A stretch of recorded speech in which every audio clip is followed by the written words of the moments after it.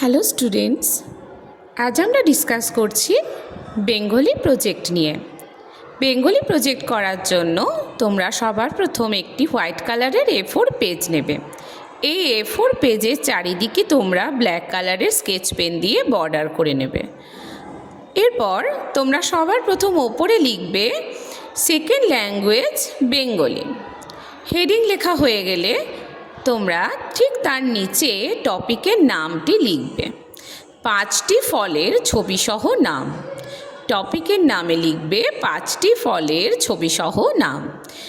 এইভাবে দুটো হেডিং লেখা কমপ্লিট হয়ে গেলে তোমরা 1, 2, 3, 4, 5 এইভাবে 5টি ফলের ছবি আঁকবে। যেমন করে এখানে আমি এঁকেছি একটি আপেল, একটি জাম, এটি কমলা লেবু, এটি তরমুজ এবং এটি আম।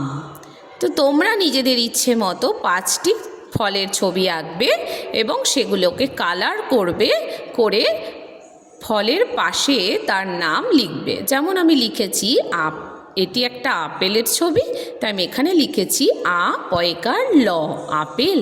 ঠিক এইভাবে তোমরা 5টি ফল এঁকে ঠিক তার পাশে ফলটির নাম লিখবে। যে ফলটি আঁকবে সেই ফলের নামই পাশে লিখবে।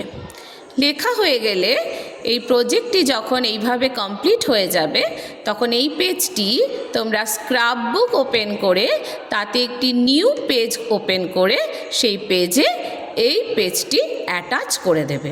এইভাবে বেঙ্গলি প্রজেক্ট কমপ্লিট হয়ে যাবে। Thank you.